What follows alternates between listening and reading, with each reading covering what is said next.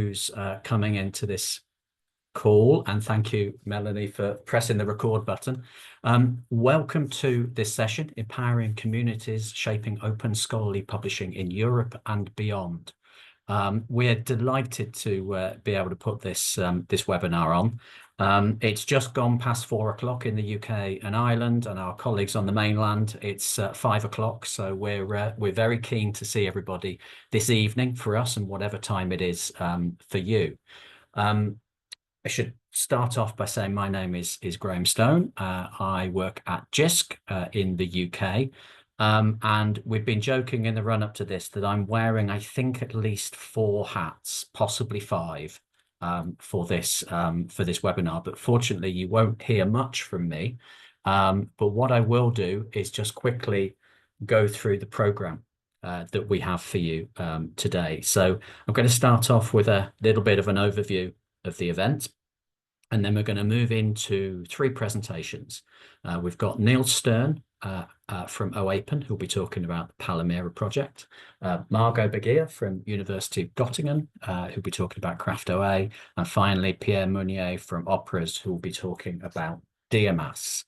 So that's what we have on the agenda, and all those acronyms will become clear by the end of the presentation, we promise.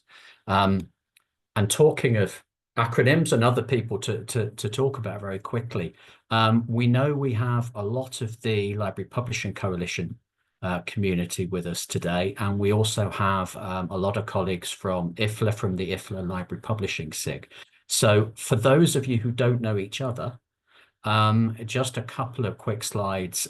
Firstly, to say thank you very, very much to the Library Publishing Coalition and to IFLA for hosting this webinar.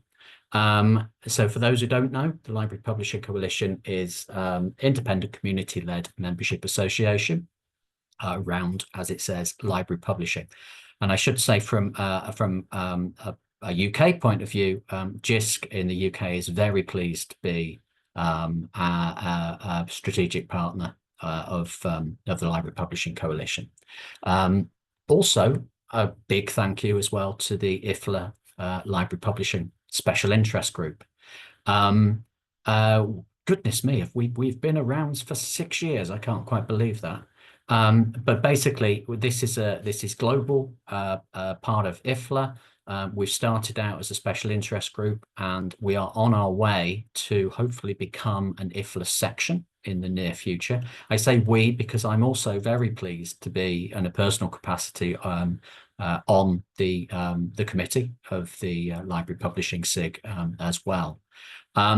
We run a number of events around associated either with the World Library and Information Congress or our own webinars. We have a blog series, which you're very welcome to look at, Library Publishing Through the IFLA Global Lens. You're even more welcome to contribute to the blog post.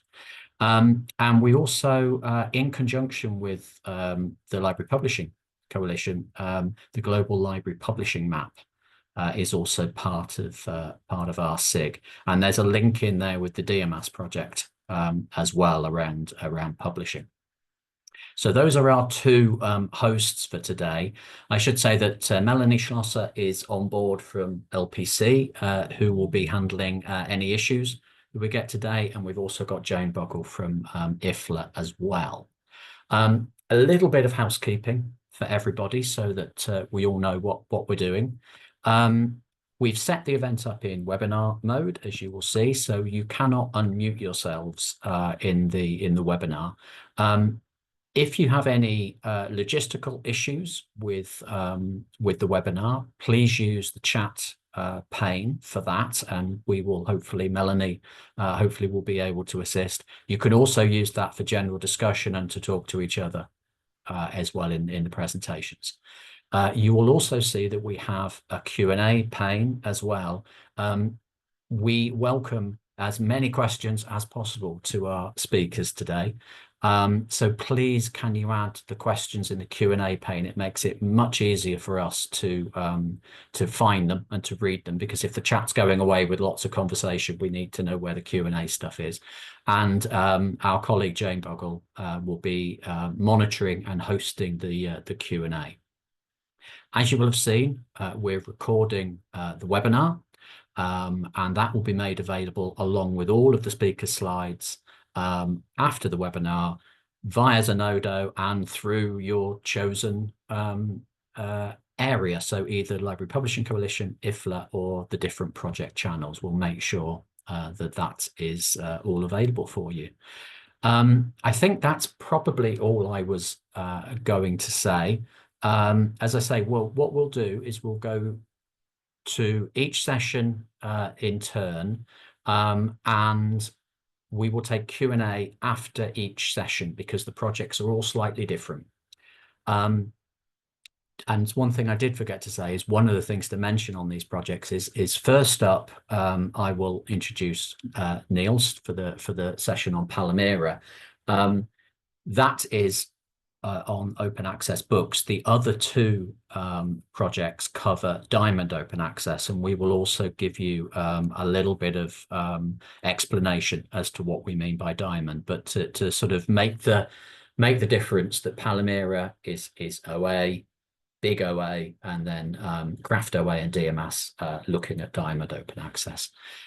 Right, I will stop sharing, stop talking, and would like to introduce Niels, or rather, Niels, please introduce yourself. Hopefully, you should be able to share your slides. And Thank you very much. Hand over to you. Thank you very much, Graham. And let's see if this works. So, looks good. Yep. Yeah. Right. So, well, thank you very much for the possibility, the option for presenting here today. So thank you to the Library Publishing Coalition and to IFLA. Good morning and good afternoon, everyone. It's a great opportunity, I think, for the three projects to have this moment where we present together, especially for PALOMERA, since we are soon ending the project. So it's probably going to be the last time that we will present jointly what we are doing as three European funded projects. And I'm also particularly happy to see all the names in the chat from around the world, and also from the United States and Canada. I was presenting PALOMERA results last week at Charleston Library Conference, and that we had some interesting conversations about the policy landscape in the United States. So without further ado, I will sort of move into the presentation and maybe first say about myself. I'm Managing Director of OAPEN and co-director of the DOAB. OAPEN and DOAB are two infrastructures for open access books. So we run the OAPEN library, which is hosting over 35,000 peer-reviewed open access books. And the directory of open access books is an index, global index with close to 90,000 titles registered from around the world. And then I've been fortunate to be the scientific coordinator of this project, PALOMERA, which I'm going to talk about today and will share with you more insights about. And as we are coming to the end of the project, I'm able to present the key results of the project. So in a nutshell, the objective of PALOMERA is to understand why so few open access policies include books, and to provide evidence-based and actionable recommendations to change this. So really to dive into the landscape, we have had this feeling that books were kind of living in the shade of journals in policies and strategies. So now we got the opportunity to really research it better. And as you can see here, the project began in January 2023 and ends December 31st this year. We are 16 members of the consortium, of the project consortium, a wide variety of stakeholders represented in the consortium. Okay, so dividing that overall objective into 5 specific objectives. So first, we wanted to understand the landscape. That means we wanted to collect qualitative and quantitative data, then analyze that data. We wanted to engage with the community as we did this. So in different ways, both communication activities and special validation events, which I'll come back to. And then for the support part, coming up with aligned recommendations and providing resources also for the key stakeholders, being research performing organizations, so institutions, universities, and research funding organizations, so research funders and also private funders. And then finally, we also wanted to bridge to regions beyond Europe. Okay, the methodology was, as you can see, really sort of a phase-based model. So one phase following the other.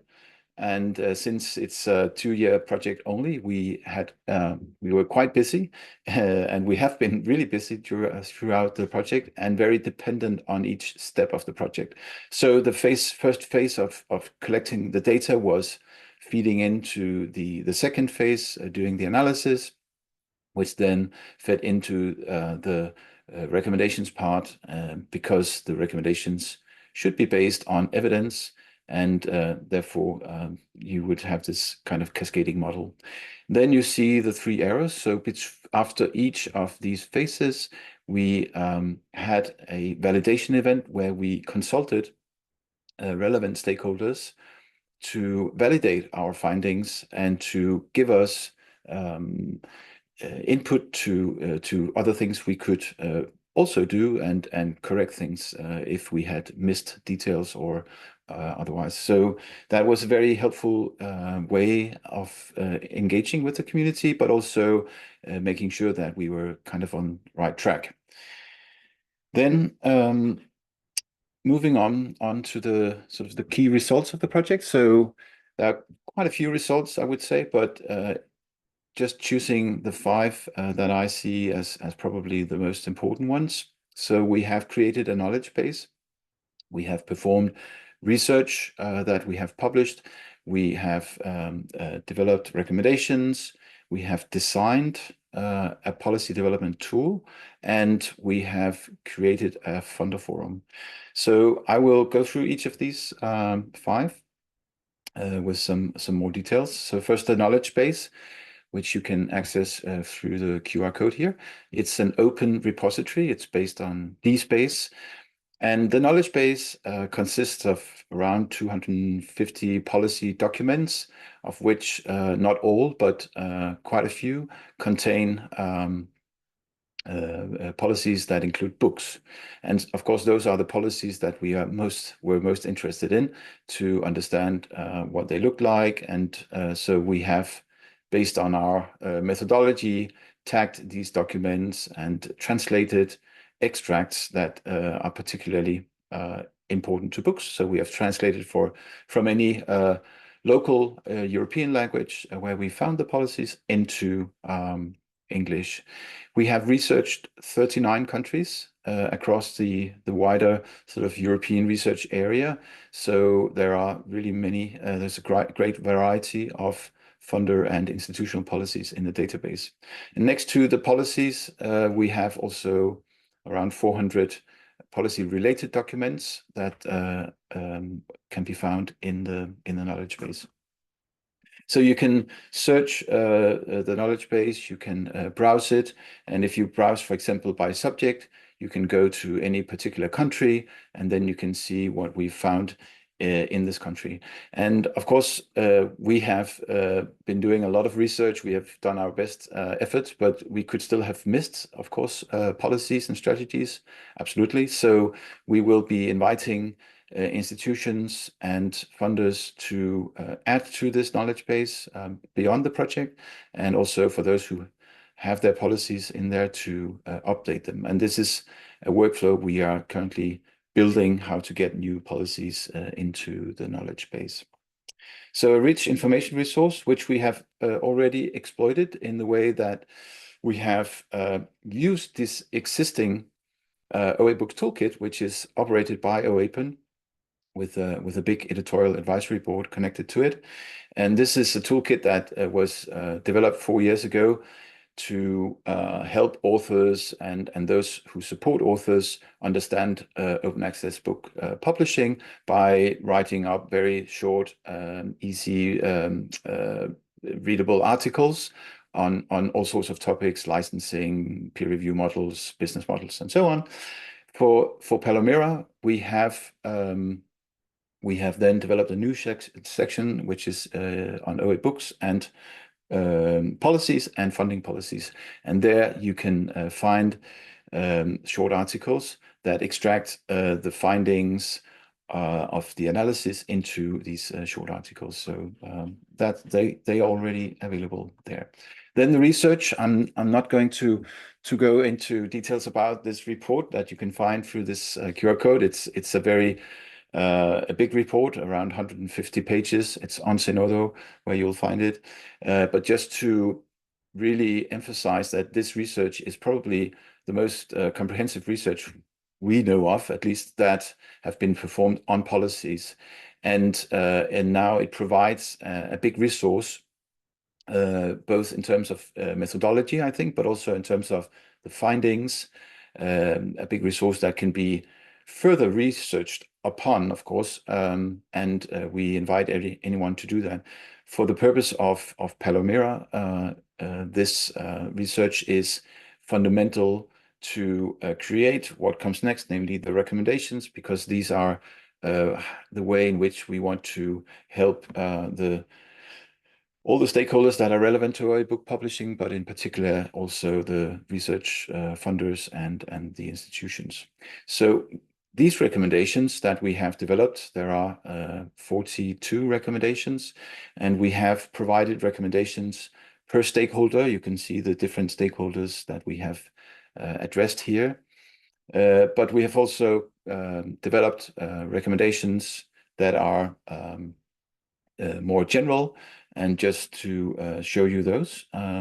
These are broadly applicable, we would say. So this is based on the finding that it became very apparent to us that often in policies, books are not really specifically mentioned. So sometimes they are implicitly mentioned, but that can be quite hard to understand if you're an author, whether the books are included or not. So we recommend that always when developing policies and strategies that you are specific if the books should be included. Also to use simple language. That may sound very logical, but it's not always the case. So we've seen policies where there is some ambiguity and where it can be difficult if you're an author or an institution to understand actually the language.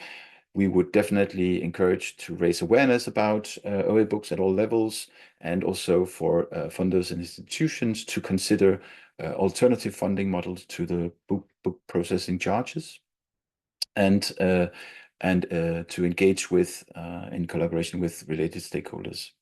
We have also developed some few common recommendations for the key stakeholders, so the research performing organizations, so that's the universities, institutions, and the funding organizations and policymakers. So here again, to focus on reward and recognition mechanisms, again to provide the funding mechanisms that are needed, also to look into how to monitor policies, both the impact and the compliance, to develop awareness around licensing and copyrights and that whole area, and then to contribute to improving the infrastructures for open access books. So the policy development tool, which is another result, but it's not really a result. We haven't developed this tool yet, but we have made a concept for it. So it's only a concept, but it's basically taking what we have built, so the knowledge base, the research, and the recommendations, and put it in, and then get a tool, like a navigational tool. So that's why we would probably call it the OA Book Policy Compass. And I've just taken a snapshot of the policy elements that came out of the research, because those are the policy elements that we know need to be or should be in any given policy. We are not saying anything about how they should look like. So for instance, what kind of OA model or the licensing or so on. It's just important that all these policy elements are addressed in the policy. And there are more elements than what is shown here on the page, but those elements would be part of this navigational tool, part of this compass, and then help policymakers develop policies. So if they are starting from scratch, or even if they want to adjust their policy, to be mindful of what we've seen as important elements to be added to any policy. And there's also elements related to the implementation. Of course, it's very important that a policymaker also considers how to implement the policy. So hopefully this is something we will be able to work more on together with the key stakeholders like the funders and the institutions. And so we, during the project, created what we called the Funder Forum. The Funder Forum was a forum we convened 3 times online and 1 time in person to discuss shared challenges among mostly research funders, but also some institutions and some national policymakers, discuss shared or exchange experiences, challenges, and use cases, and so on. And during the project, we had 20 representatives from 24 countries coming to these meetings and telling us that they found them interesting and important. And this was confirmed in our final conference a few weeks ago. So now we are in the mode of setting up this forum in a more stable way for the future, so that we will keep engaging with the funders. And as soon as we have that model in place, we will of course tell more about that. So with that, I just wanted to end with this timeline, but I see my time is up now, so I won't go into the details. Just to say that, of course, PALOMERA is on a timeline. So there have been lots of projects before, or at least there have been some projects before, actually not that many on OA books, but there have been projects before, at least since 2008, that I'm aware of. And there are also projects afterwards. For example, the EU-funded Almasi project on diamond publishing, where I hope to see some where there will be something on books as well. The Graphia project is also including books to some extent. And we have the Opera's OA Books SIG, Special Interest Group. So hopefully many things will be carried forward while PALOMERA ends. And I hope that the project sort of has achieved one of the key objectives, namely to align on the way we think about policies and take into consideration the many different perspectives of the different stakeholders in the community. So with that, thank you very much. Graham, over to you. Thank you very much, Niels. And as I'm sure everybody can appreciate, there is an extraordinary amount of output coming out of this and all the other projects. And as I popped in the chat, I think certainly we hope that a lot of this is useful outside of Europe as well. Jane, if I can hand over to you, I see there is, I think, at least one question in the Q&A, but for everybody else, please keep them coming. And we've got about just under 10 minutes to look. We obviously won't sit here in silence if you don't put your questions in, but please do put your questions in for Niels. Jane, can I hand over to you? Thank you so much, and thank you very much, Neil. That's such a huge amount of knowledge and information there. It's fantastic to see that the funders and all of the other stakeholders are inputting. We have one comment here from Emily Hopkins. She said that she likes OA books, but also feels that she spends all the patience that most researchers have doing OA 101 for articles. Do you have any advice for how or why to prioritise conversations around books? And she she works mainly with the institutional repository too. Maybe this is more of a publisher, university, press type conversation. Thanks. Well, that's a very good question. I think that was what we felt too, right? So there's a lot of focus going into the articles for many good reasons, but books remain important across many disciplines. And not only the humanities and social sciences, right? So in other disciplines, there is a lot of book publishing actually going on too. But for a large extent in humanities and social sciences. So I mean, if a sort of a shortcut to knowledge about OA book publishing could be the toolkit. I mentioned the OA Books Toolkit, because there you find really the toolkit was originally designed around the research lifecycle. So wherever you are in the research lifecycle, there are articles that support that process in relation to OA books. And these articles are really short. They're all CC BY, so you can take them and integrate them into any LibGuide or however you want to work with them. And it can be a way to have that conversation with researchers, with your authors, I think. And thanks very much to Ursula for putting all of the links, because there's so much information out there belonging to this project. There's a comment here from Holly, and she's saying that we should check out the Open Book Environment Dashboard, which provides information on open access book publishing, and it's ranked against levels of transparency across a wide range of criteria on publisher websites. So this is another really useful resource. Would any of the panel like to step in? Does anybody have any comments on what Niels has talked about? I could. Yes, please. So my name is Margo Bargheer, and I'm from Göttingen University Press, but also from the project that I'll be later presenting on.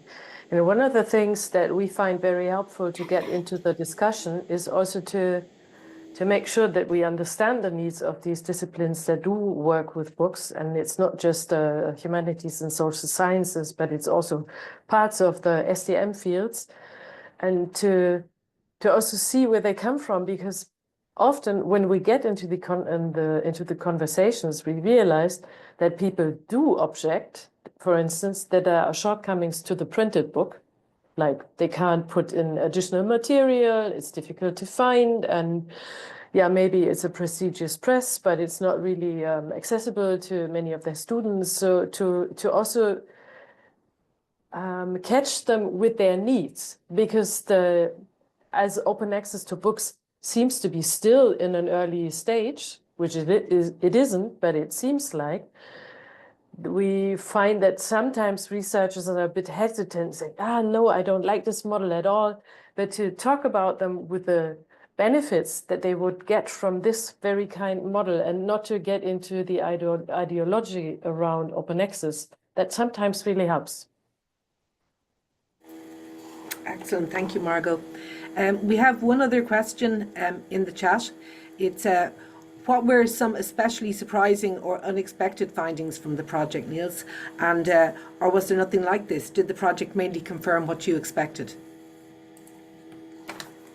That's a very good question, actually. I haven't really thought about it this way, so thank you for posting that question. Wow. Well, I'm desperately paddling through my brain. I can't really. Of course, as I said, I mean, some of these findings really confirmed some of our ideas, but I'm sure there's so many details, and we have passed through so many details. What really surprised me a lot, actually, was our ability to align on the recommendations. So as I mentioned, we had 16 partners in the consortium, and they represent basically all the different, or most of the stakeholder groups that we have looked into, and that we are providing recommendations for, and being able to come up with recommendations that we could all agree to, I think that was kind of a surprise to me. I would have imagined that we would have had, like, footnotes here and there and minority statements and all that. But actually, I think that's also why I really like the project. As you remember, PALOMERA, it's policy alignment for open access monographs in the European research area. So the alignment part is not that all policies should be the same. It's that we are aligning around including the different perspectives into the way we want to move this forward, and also aligning on some of the understanding, right? So before this, we were not able to make reference back to evidence. We were mostly assuming things. So it was difficult in conversations to, when you can say, well, we see this, we see that, but now we really have robust evidence that we can build upon, and we can we've stepped up a little bit in that direction. So, but maybe Graham, he's been very deeply involved, or Ursula, have some anecdotes that you can share. Yeah, I was thinking of an anecdote actually while you were saying that, and also something I guess specifically for this audience as well. That I guess, yeah, we had we were all fairly sure that there wasn't a great deal going on in some quarters. It's why we needed to do the project. It was fantastic getting all of the evidence together. But I guess what I want to say is that my anecdote is that when we talk about policies, we're not just talking about funder policies, we're talking about institutional policies. And I'm sure 99% of the people on this webinar are from institutions. And it's worth checking what your institutional policy says. Because I think one thing that was surprising to me was that we weren't that surprised that books weren't mentioned by name, but there was an implication, as Neil says. But I was surprised that the policies weren't dated, that the policies were very vague, and things like that. And we found very few that were CC BY. So I think there were things in there, but I would say certainly have a look at the recommendations, have a look at the knowledge base. It's enormous. You'll need a week, but it's, and then maybe reflect on your own institution, and that could give you some ideas maybe to take that forward and to see where OA books sit there. I see Ursula's got her hand up very patiently. No, I just wanted to add, since Niels called out my name, and to actually add to what you were saying, Graham, from an engagement perspective, and I answered this in the chat, in the Q&A as well, but to just give some more context, when we engage with researchers and scholars, it was quite interesting to hear that they very rarely receive digestible information about policies and how to adhere to them and what they need to do for open access books. And they requested better communication about that. Obviously, this is not something that PALOMERA can change, but we can, and we did recommend in our recommendations to have clearer communication about this as well. And one of the things that one of the researchers, and maybe she's on a call, I don't know, but she suggested to have almost training events during research conferences and things like that. So that was quite interesting how it initiated sort of a conversation between researchers on how they can better understand policies for their own benefit. Excellent, thank you. On that note, Jane, if you don't mind, we call an end to this Q&A I think we need to move ahead. session. We are, Niels, please come in. One final word. Yeah, I just pasted into the chat the question regarding the definition of books. So just to say that this is taken from the way we proposed it originally, the project, but also you can find it in the recommendations. This is how we defined it. So I didn't speed write, I just copy pasted. Thank you very much. Excellent. Thank you very much, Niels. So we'll move on seamlessly. If I could ask Margo to take the floor and to share your slides. You've already done half an introduction, so I'll let you finish that off and introduce Craft OA. So over to you, Margo. So hello, everybody. Thank you for the invitation. My name is Margo Bargheer. I said it already before, and I'm not just coordinating the Craft.OA project that you'll be learning more about in a moment, but I'm also running Göttingen University Press for over 20 years now, and I'm the chair of the Association of European University Presses, and I'm in the sounding board of the German-speaking working group of university presses. So I think I'm quite familiar with these topics. So Library Publishing Coalition is very close to my heart, and that's what we do in many parts of Europe. And one of the challenges these days is how to define diamond open access. What is it? And so our consortium of Craft.OA, 23 partners, is dealing with this, and even us who entered into a project that was deliberately aiming at improving the situation for diamond open access journals, we are still moving our heads around how to define this, and also how to not just have a definition, but to bring that into life with practicalities such as services.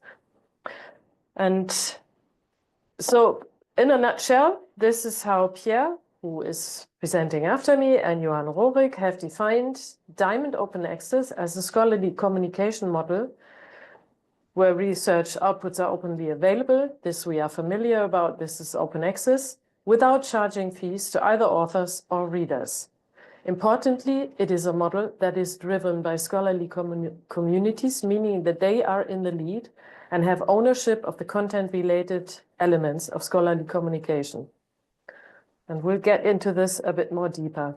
Because at the end of the day, diamond open access sits in the open access definitions as we know them, like this. So clear, digital, online, free of charge to read, free of most copyright and licensing restrictions. Doesn't mean that it is not copyrighted, but the restrictions. That's the most important thing. So we have two parts of open access. One is that is primary open access, usually called gold open access, means the entire publishing channel is open access from the start, either financed with author-facing charges. This is where you get into these discussions with your researchers, or with library-facing charges, transformative agreements, subscribe to open. There's an abundance of names.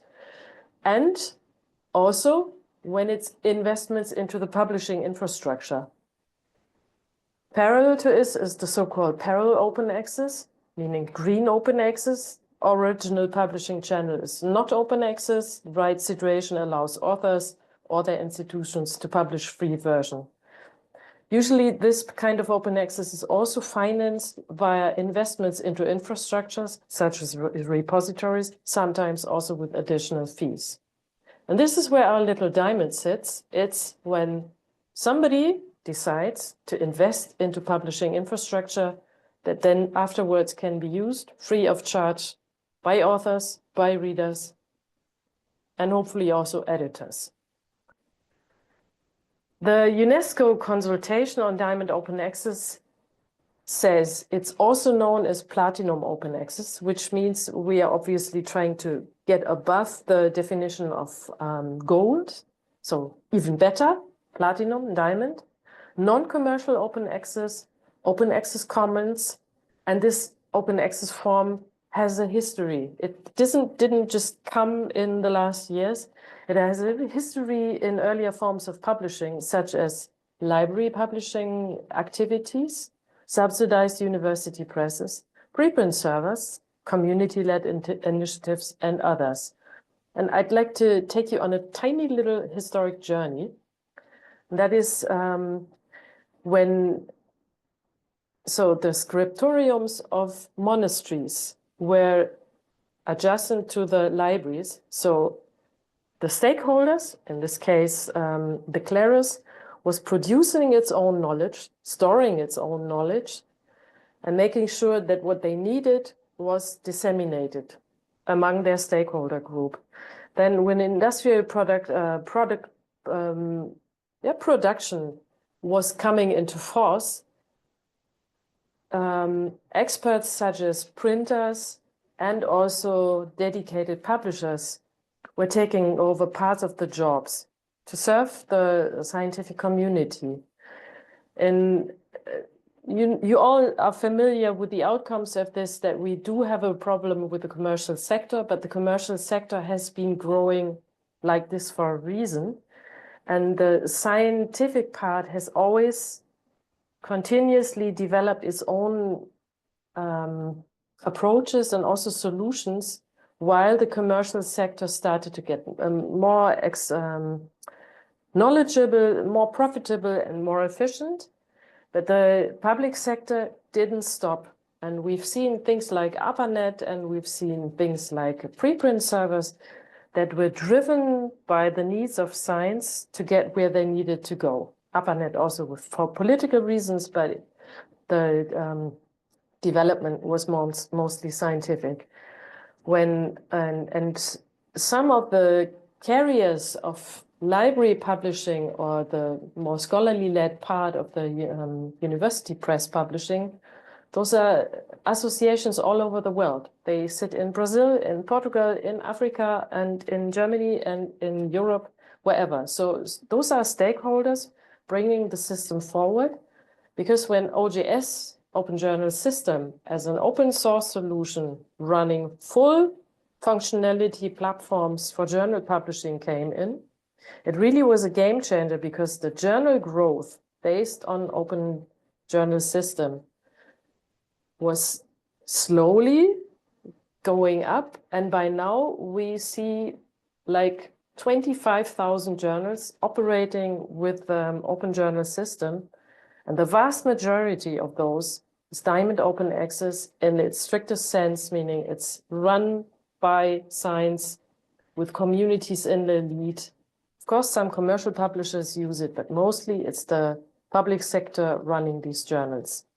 These journals have a surprisingly high variance in languages, because if we look at the commercial sector, especially the one that creates problems for us with a large stock market rated publishers, we have a strong dominance of English, whereas in the Diamond sector, and especially the one that runs in journals and based on Open Journal System, the variety of languages is much higher. And this is where most of the Diamond Open Access publishing is taking place. There are initiatives and commitments behind it, sometimes on a larger national scale, sometimes even on a continental scale. And even though the commercial sector is, especially in the global north, is creating most of the problems, meanwhile, this sector, and I think it's a bit underestimated, underrated, is constantly growing. And it also grows because institutions such as Redaleg, Cielo, AJOL, and others have made strong commitments into making this sector thrive. So when we look at numbers, and I don't know if you can see my mouse moving. So this is where our large, I call them problem makers, sit, our super large publishers, stock market rated.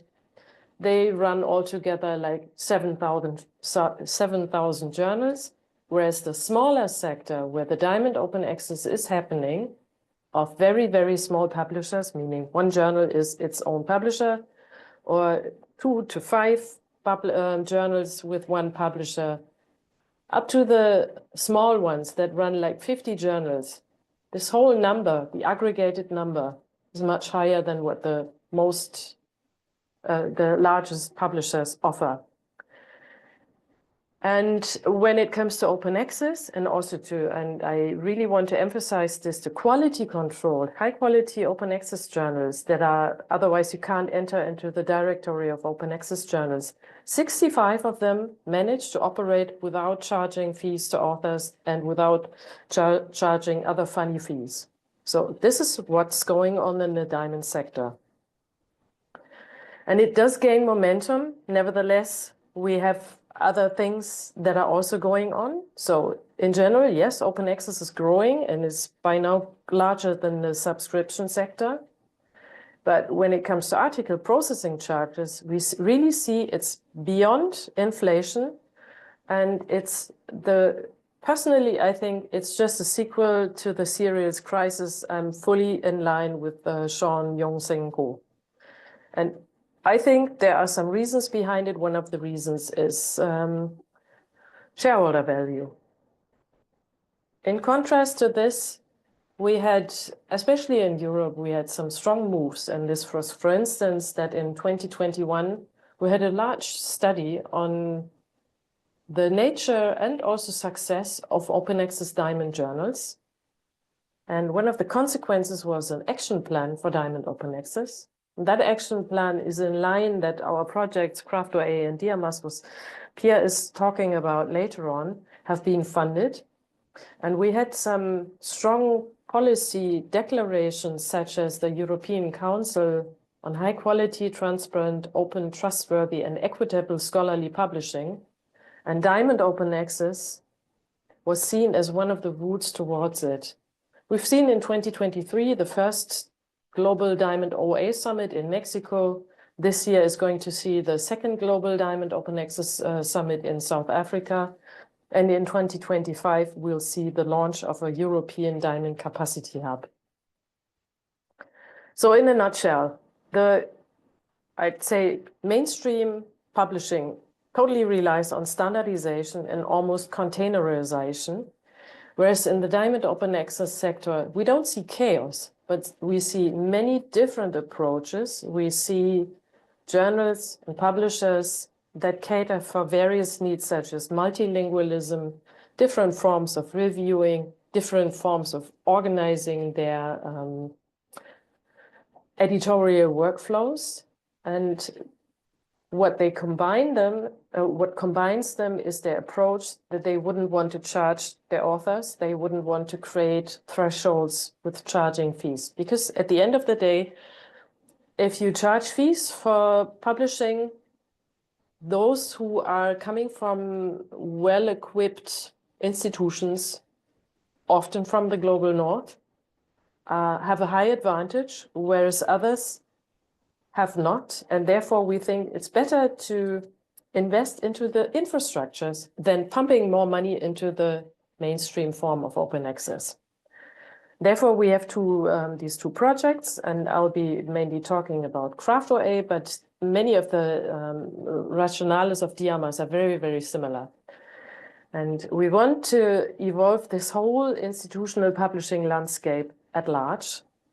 We want to work towards alignment and interoperability, because at the end of the day, publishing is practices. We do things and we do them in a certain way. We want to raise the visibility and the discoverability, because the recognition of Diamond Open Access is heavily dependent on that they are visible and discoverable, but also that people get these ideas away from their head that it needs to be the large publishing brands in order to be good. And this is a specific European goal that we have to work towards integration into larger entities such as the European Open Science Cloud, which we call the IOSC. We want to bring more capacity into these networks of IPSPs, that is short for Institutional Publishing Service Providers, meaning journals, publishers, publishing services at libraries and whatsoever. Those we call IPSPs, and IPTPs would be the one that provide the technology. And we want to bring more capacity into these fields. And what we want to also achieve is that this model of Diamond Open Access is acknowledged as such, and it also that the knowledge around it and the expertise and the definition power is sitting within this very community of practitioners, of publishers, journals, publishing services. We have some technical goals, that is really improvement of open journal system and other comparable open source community-owned systems to run publishing platforms. And for instance, we need to work on GDPR improvement, and we need to work on visibility and discoverability, meaning metadata quality. We need to work strongly on the uptake by aggregators, because you can imagine that if you run only one journal, it's a lot more difficult for you to get into Scopus and Web of Science than if you are a powerful publisher who has 150 journals. Because we think that integration into larger system is very important. And the beauty and the strength, and at the same time, the challenge for many of these smaller journals is that they are operating in a multilingual context, meaning they are, for instance, publishing in several traditional or native languages. They are trying to cater for the needs of their researchers, trying to reach different audiences, talk about various subjects. And we think this can be handled, but there are some shortcomings in open journal system. And one of the other things that we try to achieve is that we create one place where Diamond open access journals find their buddies and peers, meaning that whatever is sitting in there is Diamond open access. And I don't need to read you the facets of what we will achieve, because what I want to do by finishing off is that we are still struggling with what means Diamond open access. It is easy to say, yeah, this is the one where communities are in charge, and this is the institutional publishing. So we came up with criteria and said, it's not enough to say it's Diamond open access when APCs don't need to be paid, because the commercial sector has, for instance, several journals where ministries such as Arabian ministries for petrology finance a journal and it doesn't charge fees. And nevertheless, we would like to put more emphasis on when the scientific sector, the scientific infrastructures, libraries are investing into journals, that they are not just compared against, oh, they also don't charge fees. So we have some criteria that is persistent identification and scholarly journal, because that is what we are dealing with. We're dealing with scholarly journals, and there's some approved definitions for this. Open access with open licenses, no fees. And for us, it's also important to look at, is it open to all authors? Or is it maybe something that is only for a faculty, or is only dealing with publications from one society, or other things? One is to keep out that we don't talk about hidden fees, but also that we talk about recognized scholarly publishing practices, and even, report series or working series from a faculty is reasonable publishing, but it shouldn't be compared to a scholarly journal that tries to run cover papers and cover a whole community. And what we also look for is community-owned, meaning that we want to look for publication channels and want to identify them as Diamond open access that have full sovereignty and accountability for science itself. They can operate together with a commercial service provider, but they should be in control, and they should be in the lead when it comes to sovereignty over editorial models and who defines the community they are working with, and also to recognize that institutional effort for publishing is not little, and especially everybody who is coming from library publishing, and I think many of you are in this audience, you know how much effort it takes to run reasonable publishing platforms, or even go one step higher and say, we run scholarly journals, we publish scholarly books that are accountable in the wider section of scholarly communication. And with that, I'm done, and I'm happy to receive your questions. Thanks so much, Margo. We have a couple of questions. We have one here from Melanie, and she says that how is the Diamond Discovery Hub different from the DOAJ? Or is it doubling up the same work? No, it's not, because there is the beauty of the DOAJ, the Directory of Open Access Journals. It is totally agnostic vis-a-vis the business model and the financing model of the open access they present. And that means, and I think this is really good, because those of you who are, for instance, in charge of publication funds, you will use DOAJ as a means to check whether a journal is fundable or not from your publication fund. The Diamond Open Access Discovery Hub should not do this. It should only hold journals that are not charging fees and are community owned. And then the DOAJ has some very strict rules on what journals can enter into the DOAJ. And this is, for instance, quite a challenge for some of the humanities journals or for journals that have only editorial review, which means they don't send out requests for reviews to independent peers, and they can't become part of DOAJ, and DOAJ will not, and I think they are right to do so, they will not lower their thresholds. And in the Diamond Open Access sector, we have thousands of journals that are very careful in how to curate content, how to run reviewing and quality control processes. And for them, for some of them, it's simply impossible to become part of DOAJ. And also, if you're a young journal, you can't become part of DOAJ. You need to wait.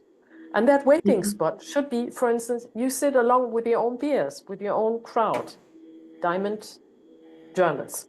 And that's why there is the difference. There is an overlap, and we have the fortunate situation that DOAJ is one of our project partners, so we work very closely with them.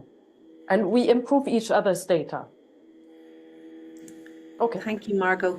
There's another question here, is this work being done in tandem with improvements to the tenure and promotion system as a whole? And this person says they feel like many scholars are forced to feed into the traditional commercial system because they're trapped. And I think that's a brilliant question. And I have to come from two sides. One is we have been in the fortunate situation that the European Commission didn't ask us, you also have to solve that problem, because that's a huge problem. We have a very clear goal to meet, and that we have to improve the system as such, meaning better standards, better quality standards, improvement in technology. Because in order to overcome this dilemma of if you're not recognized, you have a problem in attracting good scholars. No, actually, that's not true. It's simply people don't know these Diamond Open Access journals, therefore they think, it's nothing. I don't even know it. So who can imagine that this is of any quality? Which is simply not true. Because yes, maybe if you have a large brand, you have high quality. And this is where people are stuck. They are stuck to tokens and proxies of quality. But the other way it's not true. Just because you don't know that journal, it doesn't mean that it only publishes bogus. It's probably even the contrary. But if you run one small journal, you put a lot of care and you put your heart blood into this, meaning that probably it's of higher quality.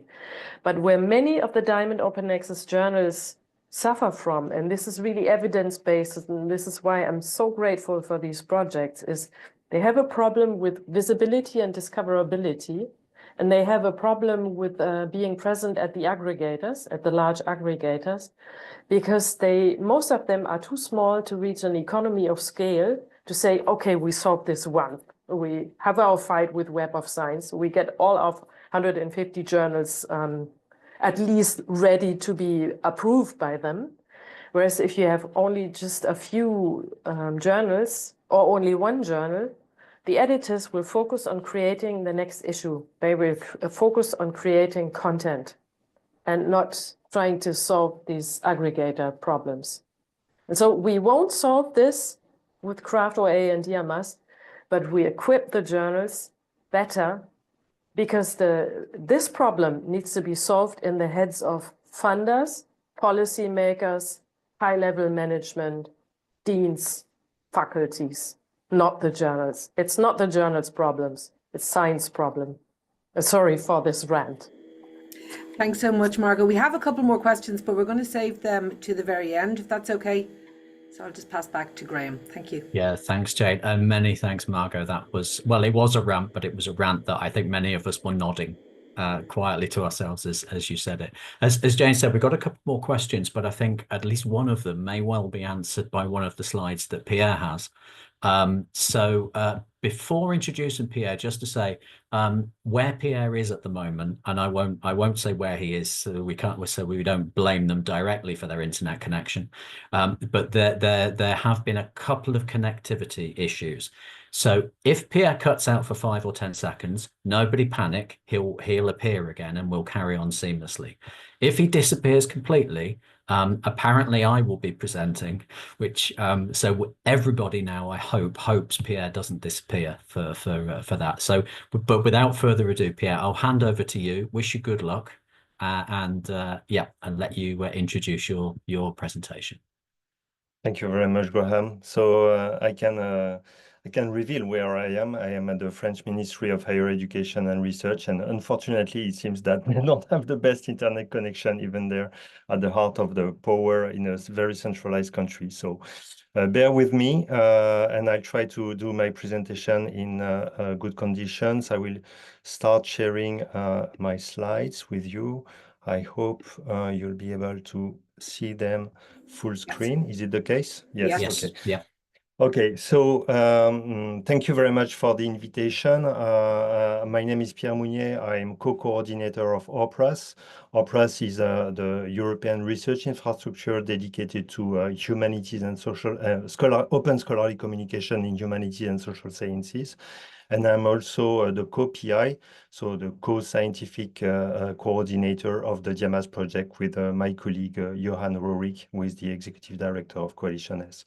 So I'm going to do the presentation on about the DIAMAS project, starting with an overall presentation, an overview of the project. So it's a project that started in September 2022. It's a 3-year project funded by the European Commission. We received a 2.5 million budget to perform, to achieve this budget and to deliver all the expected outputs from the European Commission. And you can see here the wide diversity of the consortium. So 23 public service scholarly organizations from 12 European countries.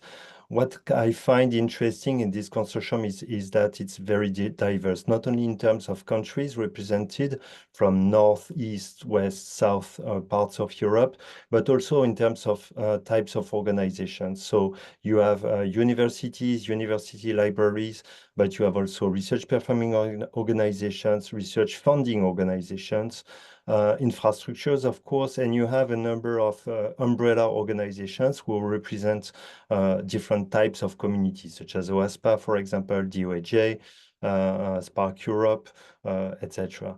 So it's a good, let's say, evidence that to achieve a sustainable diamond OA ecosystem, it takes a whole village, I would say.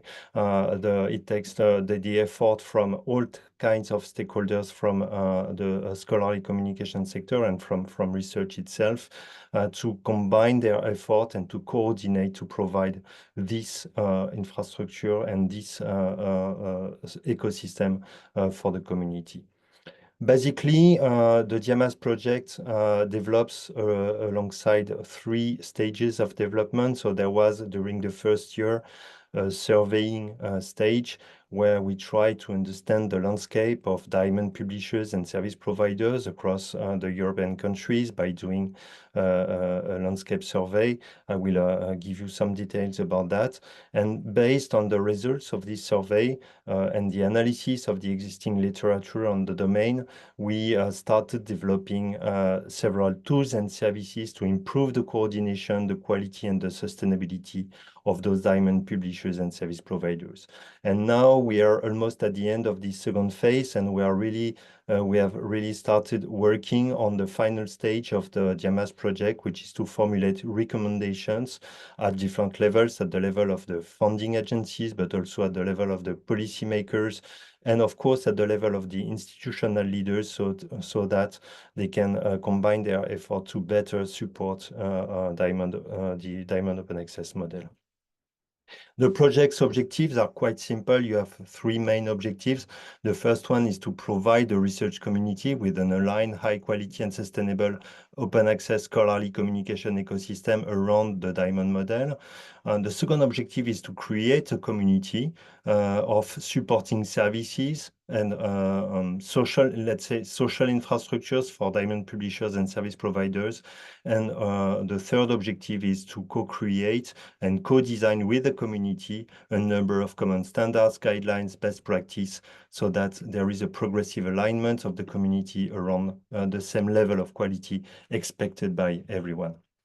Another important objective of the project is to lay the foundation all around along the duration of the project, to lay the foundation of what we call the DIAMAS Publishing Capacity Hub, so a DIAMAS Capacity Hub at European level to help the community with tools, guidelines, and services and funding as well, hopefully in the future, to come to an organized, to be able to deliver this sustainable ecosystem that I was referring to previously. Of course, the DIAMAS Capacity Hub will not be centralized. It will be largely virtual and decentralized or distributed because its main objective is to coordinate the institutional or the national capacity centers and the service providers and the publishers to help them coordinate and collaborate by sharing resources and align at the level of their practices. The technical tools and the technical infrastructure that will be embedded in the Capacity Hub will be provided thanks to the Craft2A project that Margo just presented, led by University of Göttingen. So basically, the DIAMAS project is on the non-technical aspect, and the Craft2A is on the technical aspect. Of course, we can discuss this kind of hard separation, but that's how the way the European Commission designed their two calls for proposal to fund and support those two projects together. So, of course, the DIAMAS project has delivered already and will deliver many outputs, but of course, for the sake of length of this presentation, I just selected three of them. First, the landscape report, then what we call DOAS, the DIAMAS Open Access Standard, and then this European DIAMAS Capacity Hub, EDCH, that I will try to present briefly at the end of my presentation. Let's start with the landscape report. So we did an online survey to survey not the journals, but more particularly focusing on the DIAMAS publishers and the service providers across the different European countries. And we collected a little bit less than 700 responses to our survey. Of course, this is not all the DIAMAS publishers and service providers across the different countries, but that's an important part. And you can see also that there was a good distribution across the different countries, the types of actors that were represented among the respondents to this survey. Most of them, they publish journals, a very small part of them publish other types of outputs such as books, but as the project focus on journals, you see that most of them are in our cohort are publishing journals, and most of them, they are publishing very few journals, a very few number of journals. They don't have large portfolio of journals. Most of them are under 5 journals that they publish or that they support in a way or another. So the findings from this landscape report, you can see the main findings here. That's not very surprising now. You can see that most of them are of a small size. They are quite isolated, so they need a better coordination. They are willing to access to sharing facilities, to access to shared tools and services across the different countries and also across the different disciplines and across institutions as well. So they have, let's say, this consciousness that cooperation will help them saving cost and having access to better quality services and tools by sharing resources rather than trying to reinvent the wheel in their own corner. So they have also they expressed the need of a support to align better best practices and achieve sustainability. And of course, they expressed a strong willingness to align with open science and good publishing practices. What we discovered as well, and that's quite interesting to take some time on that, is that a lot of Diamond journals are supported by de facto or official national infrastructures and national platforms. So it's interesting to see that across many different European countries, you have existing platforms to host and disseminate and support in many different ways those Diamond journals, such as, for example, Open Edition in France, Facit in Spain, the TSV platform in Finland, Archak in Croatia, but they are all currently developing their own national platform. So that's quite interesting as well. So now the second part of my presentation, it focused more on the DOAS, the Diamond Open Access standard, which is one of the main other outputs of the project. So basically, the Diamond Open Access standard is not yet another quality standard for Diamond Open Access or for open access publishing. It's a kind of selection and compilation of existing standards. So there was a huge work, collective work and distributed work to collect more than 70 existing standards and best practice across the different countries of the European landscape, and to kind of compile, synthesize those standards to make a kind of common standard that can be used across the board. So this standard is structured alongside 7 topics, which were the topics that were adopted by the Diamond Action Plan. And you can see here the list of the topics from funding, legal ownership, open science, editorial management, technical service efficiency, visibility, equity, and EDIB, so and multilingualism and gender equity. So it's important to understand that this standard is really a 360 degrees standard. It's not only about technical quality or efficiency. It's not only about editorial quality or scientific quality. It takes into consideration all aspects that are important in relation with scholarly publishing, and particularly in the Diamond model. So basically, you have 117 items, so it's a very long and very comprehensive standard establishing the best practice in all these 7 domains or topics that were selected. I encourage you, of course, to have a look at this standard that was published. And of course, it's very important to understand that it's an ideal standard. So it's a kind of ideal expression of what would be the best quality for Diamond Open Access. And the aim is for everyone to measure their distance against the standard, to identify where they can make progress on the quality side across those different topics. So yeah, that's basically how the standard works. So how this standard can be used.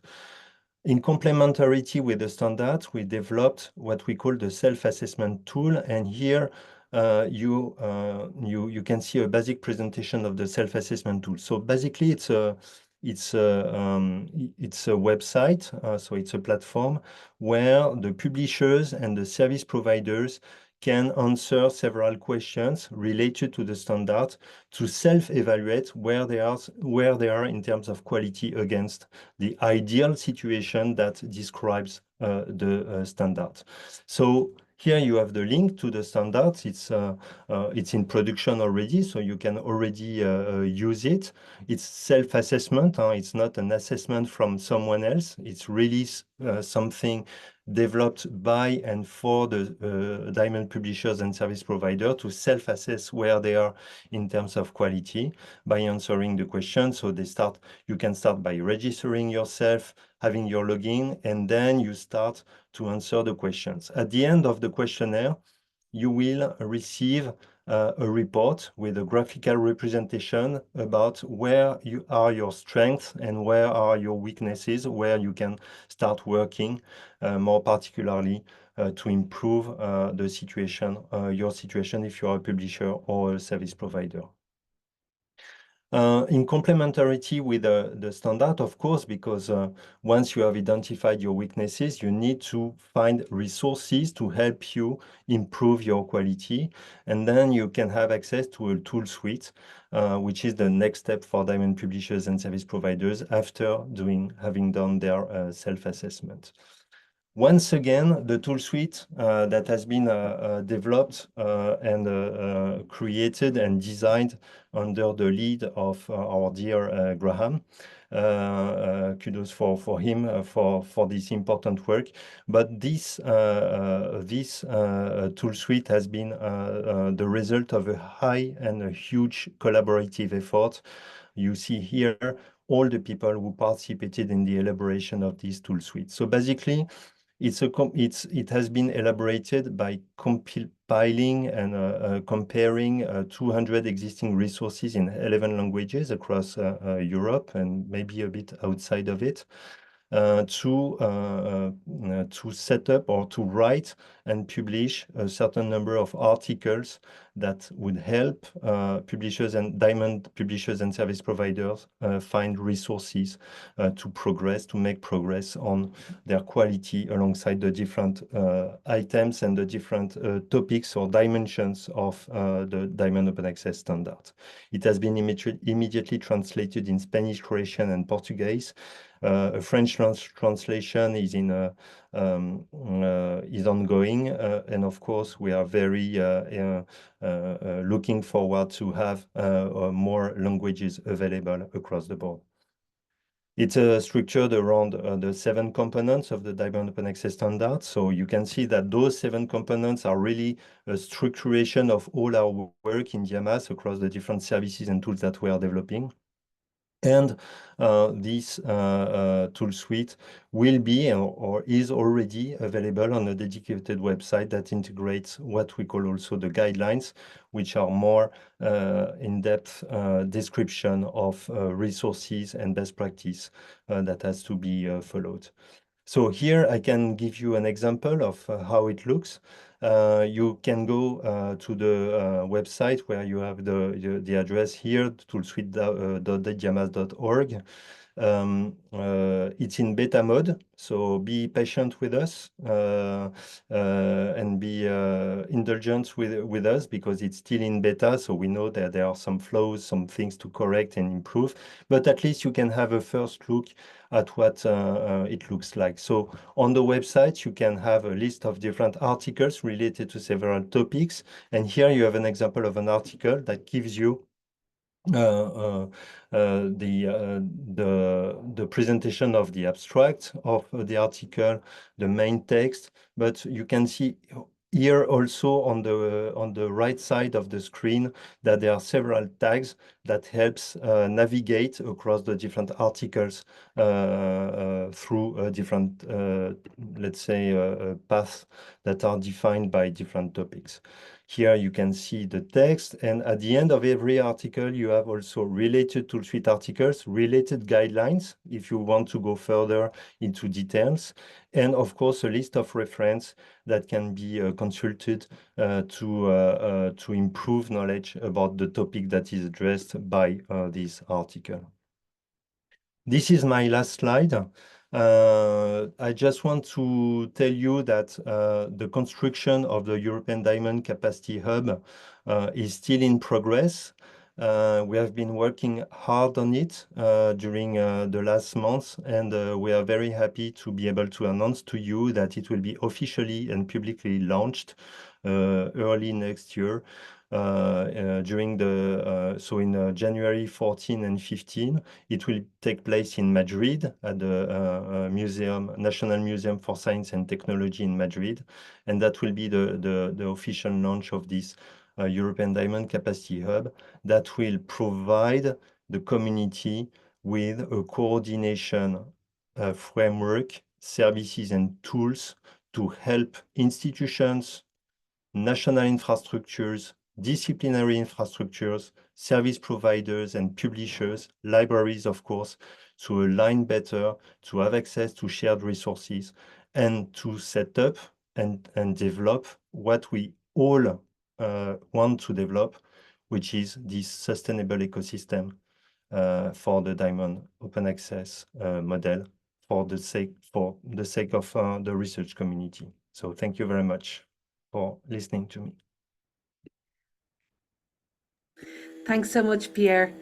Danny Danny Smith has put a question up here, and I know that Niels is answering it and Melanie has, but I'm going to put it to you, Pierre. Is the journal itself, is it not just a vehicle for publication that's the problem, rather than just the business model of the journal, so subscription, hybrid, gold, diamond, etc.? Would we not be better investing resources in the development of new platforms for research dissemination that are more in tune with modern research practices and output types, which do not have any brand value in the way that journals do? So Diamond OA journals and presses are obviously better than subscription journals and presses, but why replicate an outdated format and potentially continue the trend of where you publish being as or more important than what you publish?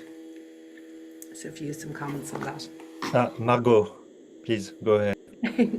I think this is a wonderful question because it puts the finger into the wound, and the wound is that we are living in an attention economy, and that this attention economy has developed in some bizarre ways. For science itself, it really shouldn't matter at all whether it sits on a repository with no nice formatting, no fancy pictures than the ones that you need for explaining your science. But the reality is that too many parts of the scientific system are caught in this attention economy, and it's in a way expressed by this dependence of large brands that we're familiar with. And these brands are not just publishers, these brands are also names of journals. I think there is also, and this is a personal observation, journal editors dedicate time that they don't have into publishing journals. And what they then also want is that they sort of decorate their endeavor, because they take time to look at articles and organize review processes. And so some of what you see in when you give them some opportunity and say, here's your Diamond Open Access journal, here's your platform, go ahead, they will come up with like, can we have some pictures or some logos or some colors? And so I think it's also an expression of creativity, which is part of scientific thinking. And therefore, I like that you can sort of design and also create your environments in which you want to publish. But I'm fully with you, Danny, that there is a problem around sticking to old labels and to old categories. And these categories have their problem in attention economy and mainstream research assessment and things like this. Thank you, Margo. Pierre, would you like to come in? Yes, a bit, because this is an ongoing discussion, of course, and we can have various views on the question, and the important thing is to continue discussing it. So from my perspective, I really don't want to get rid of the notion of journals, because for me, journals are not only vehicle for articles, but they are also, in many cases, the expression of a community. So there are many cases where particularly in the disciplines I'm more particularly working with in the humanities, for example, but I'm sure it's not the case only in the humanities, where the journal is considered as a kind of common good of the community, and that's where the community gathers, discuss important things, not only on the content side, but also in terms of positioning themselves in the scholarly communication sector, and positioning themselves also in the question of research assessment topic. So the journals are, for many scientific communities, a kind of common space where they can discuss. They are a public space. So my colleague, Johan Rorik, usually use this expression of defining a journal like a basketball playfield where the neighborhood comes in and start playing together. So that's an expression of the community. That's a place for the community. I totally understand that for some other scientific communities, it's not anymore the case, and they prefer, for example, to publish directly on a platform without referring to a specific journal. So we should be very careful to take into consideration the diversity of the different disciplines and the diversity of the ways the scientific communities gather together around journals, platforms, other means, other spaces, and so on, and not try to disrupt that. So that would be my... Thank you, Pierre. We just have one last question, and then I'm going to hand back to Graham. So this questioner is asking about the Almasi project. Will it also be looking at OA book infrastructures?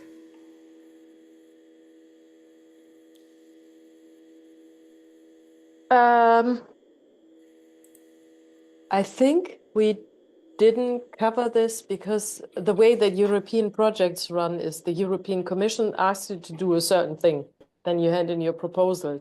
And I think they didn't ask us deliberately to address open access books.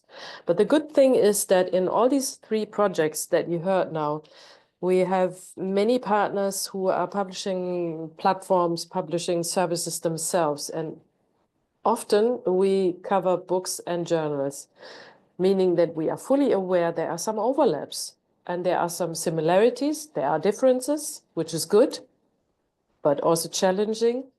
But for the Almasi project, it's not deliberately one of our project goals, because we're dealing with the journals and they are a very powerful means of scholarly communication, especially self-organized scholarly communication. Niels, the last word from you. I think Pierre is first. Oh, sorry. Excuse me, Pierre. So yeah, just very quickly, in fact, there is a small part of Almasi which is dedicated to books, but more in an exploratory way. So the Directory of Open Access Books is one of the beneficiaries of the Almasi project. But I agree with you, Margo, this is very exploratory.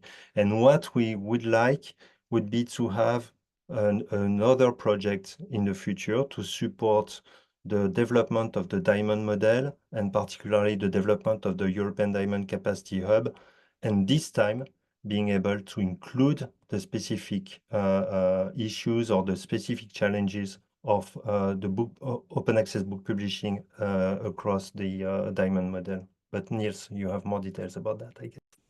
Well, I don't have more details. I wish I had, but I totally agree with what you said. It was actually what I was going to say, and I think we now from PALOMERA have a lot of understanding of the landscape, and trying to take up some of the recommendations would be to look into alternative funding models, look into how open infrastructures can support Diamond for OA books, and try to understand, first of all, the landscape for books when it comes to Diamond, which is also involving many some small for-profit academic publishers and not only institutional publishing. So it's a slightly different landscape, very exciting, and I hope we will see some projects exploring that soon, hopefully. Thank you. Thank you all. Graham? Jane, thank you. Yes, it's 1:30. Amazingly, we're on time, which I'm not known for, so I'll try to keep this short. Yes, just really to say a huge thank you to our speakers, to Niels, to Margo, to Pierre. A big thank you as well to LPC and Melanie, who you see there, and also the IFLA SIG, Jane, for supporting us, doing the Q&A. And also, I don't want to forget Sonar and Ursula, who are in the background, all of the links appearing and other comments appearing from both of them as we go through. So that's well worth having a look. And I think I should also say this is probably the last time that these three projects will present together in a webinar. So there's a little tear in my eye as we wave goodbye to the PALOMERA project that will finish at the end of this year. Craft OA and DIAMAS will still be with you during most of 2025, but it's also quite nice to end with the fact that we've mentioned the Almasi project, so keep your eyes out for that. That is coming, and it's bigger than Europe, which I think is a nice way to end. So I also thank you very much for everybody who participated. Thank you for the Q&A, really good. And yes, the presentations, the video will be available very soon. So thank you all. Enjoy the rest of your evenings on this side of the Atlantic, and for wherever else you are, enjoy your day. So thank you very much all. Take care.